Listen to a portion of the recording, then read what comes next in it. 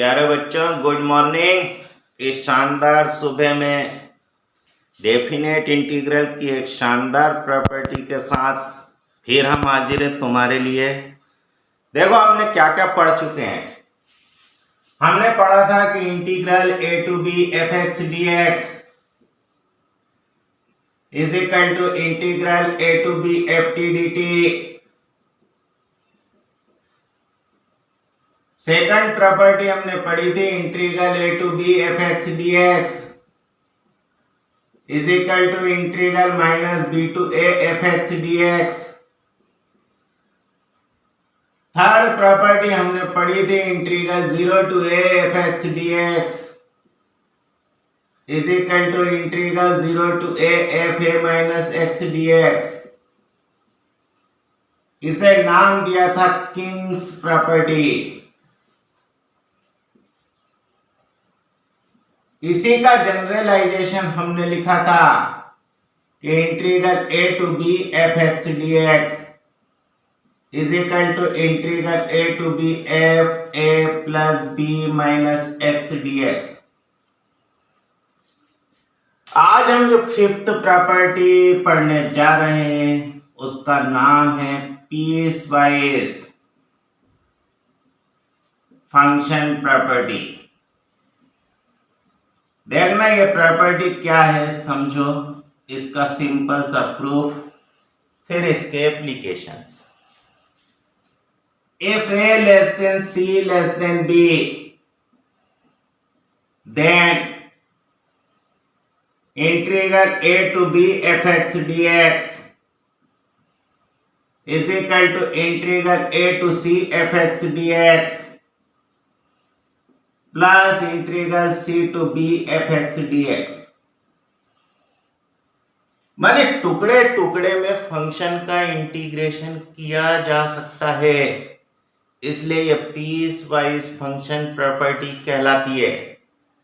देखो पहले इसका proof.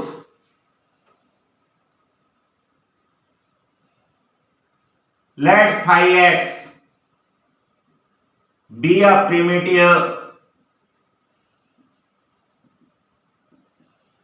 of f(x) over the interval ab, that is phi dash x is equal to f(x) for all x belongs to ab। then देखना हमारी definition कहती थी कि integral a to b f(x) dx is equal to phi x a to b is equal to लिख दो phi b minus phi a। बोलो यहीं से चल रहे थे कि नहीं डेफिनेट इंटीग्रल की प्रॉपर्टी डेफिनेशन में। Now integral a to c f(x) dx is equal to phi x a to c is equal to phi c minus phi a। जरा इसे नंबर 2 लिख दो। एंड ऐसा का ऐसा integral c to b f(x) dx लिख के देखो तो is equal to phi x c to b is equal to phi b minus phi c। जरा सेकंड और थर्ड को ऐड करो। On adding equations 2 and 3 we gate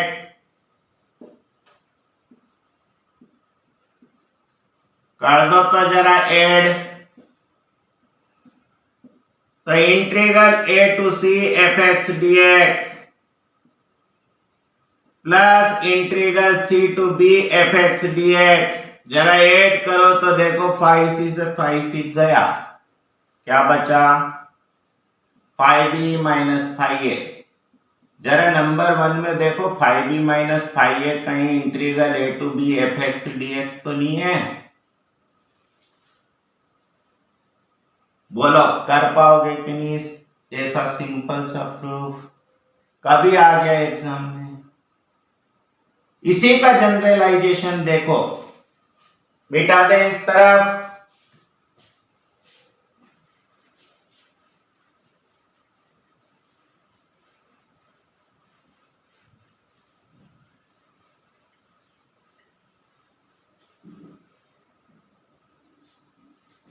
If A less than C1 less than C2 less than dash dash dash less than Cn less than B, then integral A to B fx dx is equal to integral A to C1 fx dx plus integral C1 to C2 fx dx plus ऐसा चलने दो integral Cn to B fx dx।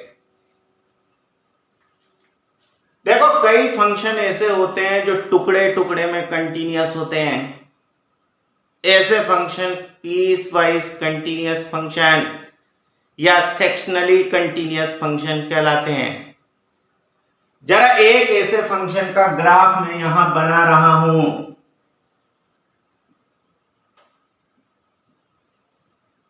देखना ये function इतने interval में ऐसा है, अगले इंटरवल में ऐसा है, अगले इंटरवल में सपोज करो ऐसा है, फिर ऐसा है। ये हम सपोज कर लेते हैं कि A है, ये C1 है, ये C2 है, ऐसा चलते गए और ये B है। अगर कोई फंक्शन फाइनाइट नंबर में डिसकंटिन्यूटीज रखता है तो हमेशा इंटीग्रेबल होता है। डिफरेंशिएबिलिटी के लिए फर्स्ट कंडीशन ही होती है कि फंक्शन कंटीन्यूअस होना ही होना चाहिए। पर अगर फंक्शन की फाइनाइट नंबर में डिसकंटिन्यूटीज हैं तो ये प्रॉपर्टी हमें समझाती है कि हम उसका आसानी से इंटीग्रल कर सकते हैं। ये डिफरेंस है हमारे पास डिफरेंशियल और इंटीग्रल में। ऐसा फंक्शन कभी डिफरेंशिएबल नहीं होगा पर इसका इंटीग्रल हमेशा किया जा सकता है। देखो इसी पीस वाइज फंक्शन प्रॉपर्टी से एक और जबरदस्त रिजल्ट निकलता है जो हमें आगे की प्रॉपर्टीज में काम आता है। तो अगला लिखेंगे prove that integral 0 to 2a fx dx is equal to integral 0 to a fx dx plus 0 से लेके a f 2a minus x dx। इसे प्रॉपर्टी की तरह ही याद कीजिए, यह आगे हमें बहुत मदद करेगी। तो देखना इसका प्रूफ, इंटीग्रल 0 से लेके 2a fx dx is equal to हम लिख सकते हैं 0 से लेके a fx dx plus a से लेके 2a fx dx। जरा इसे नंबर 1 मान लो। हमें इस इंटीग्रल की वैल्यू को इतना प्रूव करना। देखना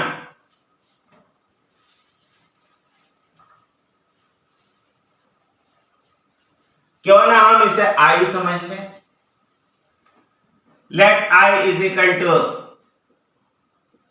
integral a to 2a fx dx। जरा x की जगह 2a माइनस टी लिख दो। देखो यही लिखा रहता है कि क्या सब्स्टिट्यूशन करना है। पुट कर दो तो x is equal to 2a minus T, therefore dx is equal to minus dt। Also t is equal to बना 2a minus x, therefore when x is equal to a, बोलो t की value a बन गई। when x is equal to 2a, t की value 0 बन गई। मतलब हमारे पास t की लिमिट a to 0 है, therefore I is equal to a to 0 F x की जगह क्या लिखोगे 2a minus T, F x की जगह माइनस डी टी। बोला इस माइनस साइन से इन लिमिट को पलट सकते हैं, तो यह बन गए 0 to a 2a minus T D T. देखना ऐसी प्रॉपर्टी हमने पढ़ी, रोज रिवाइज कर रहे हैं, अब तक तो याद हो गई होगी, ना याद हो तो कोशिश कीजिए, कोशिश करने से ही हल निकलता है। देखना इस वेरिएबल को किसी भी वेरिएबल से चेंज किया जा सकता है, तो ऐसा लिखते हैं ये लो a to b fx dx is equal to a to b ft dt। जरा देखो तो हमारे पास आई क्या था, therefore a to 2a fx dx is equal to 0 to a f 2a minus x dx। Number 1 में रख दो, therefore 0 to 2a fx dx is equal to 0 to a fx dx plus 8 0 से लेके a f 2a minus x dx। नेक सलाह दी जाती है कि इसे अच्छी तरह से घोट लें, आगे कई जगह काम में आएगी। बोला समझ में आया? मैंने कुछ नहीं करना है, इस 0 से लेकर 2a को 2 बार लिखना है, 0 to a 0 to a। बना पाओगे कि नहीं? आप देखो इस पीस वाइज फंक्शन प्रॉपर्टीज के एप्लीकेशन, तो लिखे क्वेश्चन नंबर 1, मिटा दे इस तरफ,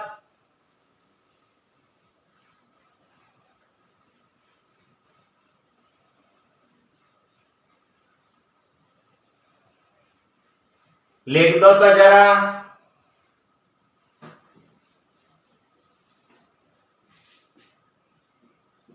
late f x is equal to x square 0 to 1 2x plus 1 1 to 2 evaluate integral 0 to 2 fx dx। देखो अब इस फंक्शन की खासियत सिखाते हैं। वी हैव, जरा देखना fx क्या है, x square 0 to 1 2x plus 1 1 to 2। इस फंक्शन को गौर से देखो, यह function x is equal to 1 पर डिसकंटिन्यूअस है, इसलिए x इज इक्वल टू 1 पर यह नॉन डिफरेंशिएबल है, पर इसका इंटीग्रल होता है। Therefore 0 to 2 fx dx, तोड़ने दो ब्रांच में, 0 to 1 fx dx प्लस 1 से 2 fx dx। बताओ तो 0 से लेके 1 के बीच में फंक्शन की वैल्यू क्या है, x स्क्वायर, 1 से लेके 2 के बीच में 2x प्लस 1। कर सकते हैं ऐसा, x स्क्वायर का इंटीग्रल लिखोगे तो x cube upon 3 0 to 1 plus x square plus x 1 to 2 रख दो। अपर लिमिट रखोगे तो 1/3, लोअर लिमिट रखोगे तो 0 प्लस यहाँ अपर लिमिट रखो तो 6, लोअर लिमिट रखोगे तो 2, तो ये 1/3 प्लस 4 इज इक्वल टू 13/3। बोलो कर पाओगे ऐसा क्वेश्चन आया तो कि नहीं? अब देखो, अक्सर पीस वाइज फंक्शन प्रॉपर्टी जो हमारे पास मॉडुलस फंक्शन होते हैं, या ग्रेटेस्ट इंटीजर फंक्शन होते हैं उनका इंटीग्रेशन करने में यूज होती है। किन किन का? जो मॉड्यूलस फंक्शन थे और जो ग्रेटेस्ट इंटीजर फंक्शन थे। तो प्यारे बच्चों, मॉड्यूलस फंक्शन और ग्रेटेस्ट इंटीजर फंक्शन के इंटीग्रल भी पीस वाइज फंक्शन प्रॉपर्टी से किए जाते हैं। हम नेक्स्ट वीडियो में सिखाएंगे कि मॉड्यूलस फंक्शन का इंटीग्रल कैसे होता है। तो अपना ध्यान रखिए। Have a nice day.